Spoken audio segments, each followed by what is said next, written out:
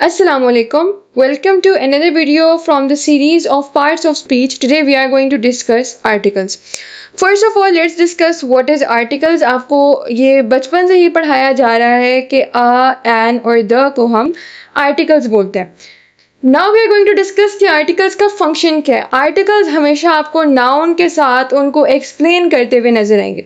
तो we'll simply say कि articles are adjectives, क्योंकि एडजेक्टिव से काम क्या है कि वो नाउन्स को मॉडिफाई करते हैं. सो सिमिलरली आर्टिकल्स का भी क्या काम है कि वो नाउन्स को ही मॉडिफाई करते हैं. That is why we will say कि articles are the adjectives. Now what kind of adjectives? Articles are demonstrative adjectives. Demonstrative adjectives कौन से एडजेक्टिव्स होते हैं?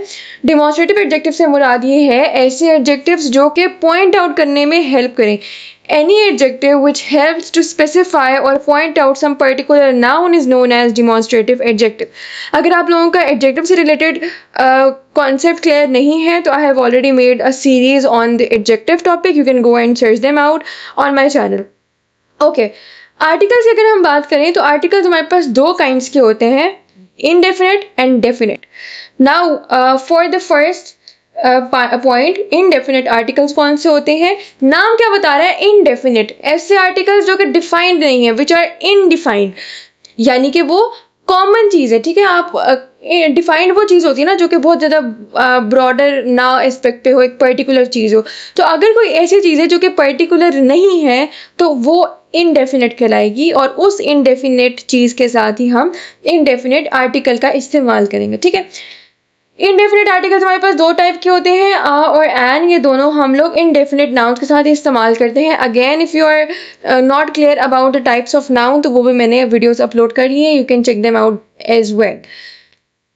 आ और एन में हमारे पास एग्जाम्पल आती है a boy, a cat, a dog etcetera. अब कैट, डॉग, इस तरह की जो चीज़ें हैं ये सारी इस दुनिया में एक एक एग्जिस्ट नहीं करी. बॉय इस दुनिया में सिर्फ एक ही नहीं है, there are multiple, like numerous, unlimited हमारे पास बॉयज़ एग्जिस्ट कर रहे हैं, अनलिमिटेड कैट्स एग्जिस्ट कर रही हैं, अनलिमिटेड डॉग्स एग्जिस्ट कर रहे हैं.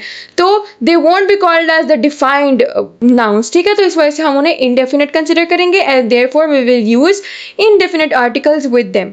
Similarly an apple, an umbrella, an orange. ठीक है, ये हमारे पास an ostrich, ये तमाम वर्ड्स एन के साथ मैंने क्यों लगाया? क्योंकि ये भी इस दुनिया में अकेले अकेले एग्जिस्ट नहीं करे. They are not particular, they are on the broader aspect, they are common.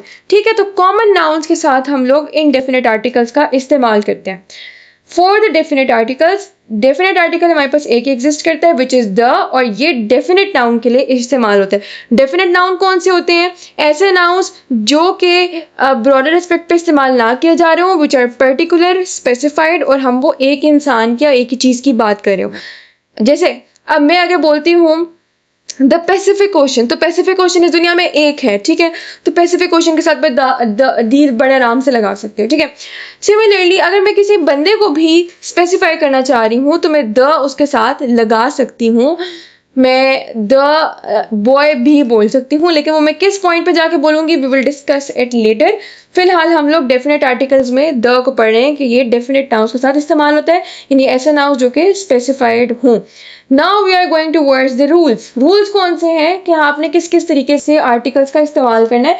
ये चीज़ हम बचपन से पढ़ते आ रहे हैं कि अ जो होता है वो हम जनरली यूज़ करते हैं वर्ड्स के साथ जो कि कॉन्सोनेंट साउंड के साथ स्टार्ट हो रहे हो. कॉन्सोनेंट मतलब वॉवल्स के अलावा जितने भी वर्ड्स थे. अब यहाँ पे मेरी डेफिनेशन में और जेनेरिक डेफिनेशन में क्या फ़र्क है? I have use the term consonant sound. वहाँ पे क्या इस्तेमाल होती है? Consonant word. कॉन्सोनेंट वर्ड और कॉन्सोनेंट साउंड में बहुत फ़र्क है. कॉन्सोनेंट लेटर, सॉरी, साउंड का मतलब है कि साउंड कोई सा भी वो लेटर दे सकता है, कॉन्सोनेंट की साउंड. और जो कॉन्सोनेंट लेटर होता है वो तो एक स्पेसिफाइड अलग चीज़ है. मसलन मैंने अब यहाँ पे लिखा है आ यूनिवर्सिटी. कहने को तो हमारे पास यूनिवर्सिटी यू से स्टार्ट हो रहा है and you is a vowel. Still मैंने इसके साथ आ क्यों लगाया? क्योंकि आवाज़ य की निकल रही है जो कि कॉन्सोनेंट साउंड है. Similarly a ball and a cat. And हम लोगों ने हम करते होते हैं वॉवल साउंड के साथ, वॉवल लेटर के साथ नहीं। जैसे मैंने यहाँ पे एग्जांपल क्या लिखी, एन आवर। अब ये तो एच है, एच के बावजूद मैंने इसके साथ क्या लगाया है, एन। क्यों? क्योंकि अ की साउंड निकल रही है, ह की साउंड नहीं निकल रही। एन ईयर, अगेन वाई की साउंड नहीं है, और एन एप्पल तो मतलब हम जानते हैं। अब हम चलते हैं यूज ऑफ डेफिनेट आर्टिकल्स की तरफ। यूज ऑफ डेफिनेट आर्टिकल्स मैं आपको सारे आज नहीं कराऊंगी, बिकॉज इससे जो लेक्चर है वो बहुत लंबा हो जाएगा। We will cut in short, and हम 4 यूजेस जो है वो आज आर्टिकल्स के पढ़ेंगे एंड 4 नेक्स्ट वीडियो में पढ़ेंगे। यूज ऑफ डेफिनेट आर्टिकल्स में पहला यूज ये है कि when talking about a particular person और अ थिंग, आप दी कब लगाते हो? Whenever you are talking about a particular person और अ पर्टिकुलर थिंग। इंपॉर्टेंट चीज है, the book you want is not good enough. कहने को बुक क्या चीज है? बुक तो एक जेनेरिक सी चीज है ना, बुक तो एक कॉमन नाउन है, हम लोग तो उसे कॉमन कहते हैं। लेकिन यहाँ पे हम पर्टिकुलर कह रहे हैं कि वो बुक जो तुम्हें चाहिए थी वो अच्छी नहीं है। ठीक है, तो जब ये पर्टिकुलर हो गया तो हम इसके साथ द लगाएंगे, और इन जेनेरिक टर्म्स हम उसमें अ बुक यूज करते हैं। ठीक है, अगर हम इसे इनडेफिनेट नाउन के तौर पे इस्तेमाल करें, यहाँ पे हम इसे इंडेफिनेट नाउन के तौर पे इस्तेमाल नहीं करें, यहाँ पे हम इसको एक पर्टिकुलर चीज के बारे में के तौर पे बात करें। तो अगर आप किसी भी चीज को पर्टिकुलरली लेके चल रहे हैं तो वो हमारे पास डेफिनेट हो जाएगी। The cat you have is of brown colour, for example. तो आपने ये बता दिया कि वैसे कैट्स के तो बहुत सारे कैट्स का ब्राउन कलर होता है, पर क्योंकि हम उस बंदे की बात करें जिसके पास ब्राउन कलर की कैट है, तो हम एक ही कैट के ऊपर बात कर रहे हैं, और फॉर दैट केस उस टाइम पे हमारा टॉपिक एक ही कैट है, सिंगुलर कैट है, देयरफॉर वी विल यूज दी।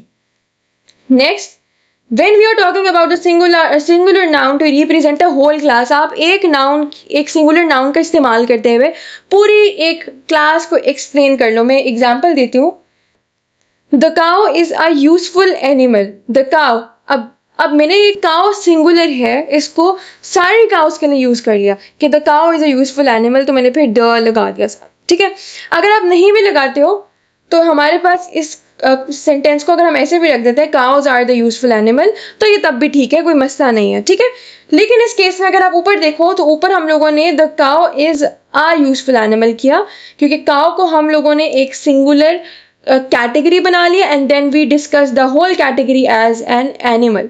ठीक है, तो हमने फिर यूजफुल के साथ अ लगाया था। ठीक है, और यहाँ पे भी आप देख रहे हैं यू लगा हुआ है, पर still we have used a. और नीचे जब हम लोगों ने काउ को सिंगुलर नहीं बल्कि प्लूरल के फॉर्म में लिखा, यानी अब हमने कैटेगरी नहीं बनाई बल्कि हम हर एक को अलग अलग तरीके से रिप्रेजेंट या नॉमिनेट कर रहे हैं, तो now we have used cows are the useful animals. ठीक है, ये एनिमल्स हो जाएगा, सही है। इस तरह से हमारे पास सेकंड पॉइंट बनता है। थर्ड पॉइंट हमारे पास क्या आ रहा है, बिफोर प्रॉपर नाउन्स। हमें प्रॉपर नाउन का क्या बताया गया है कि प्रॉपर नाउन कौन से होते हैं? ऐसे नाउन्स जो कि एक पर्टिकुलर चीज का हो। जैसे मैं किसी बंदे का नाम, मैं अली नाम लेती हूँ, मैं आयशा नाम लेती हूँ, तो ये एक इंसान का नाम है, तो ये प्रॉपर नाउन कहलाएगा, क्योंकि ये हर चलता फिरता बंदा अली या आयशा नहीं कहलाता। ठीक है, तो इस वजह से हम इसे प्रॉपर नाउन कहेंगे। तो प्रॉपर नाउन के साथ हम लोग दी लगाते हैं, for example the Pacific Ocean, the Sahara Desert, the Mount Everest, the K2 mountain, वगैरह वगैरह। इस तरह से आपके पास बहुत सारे एग्जाम्पल्स आ जाते हैं।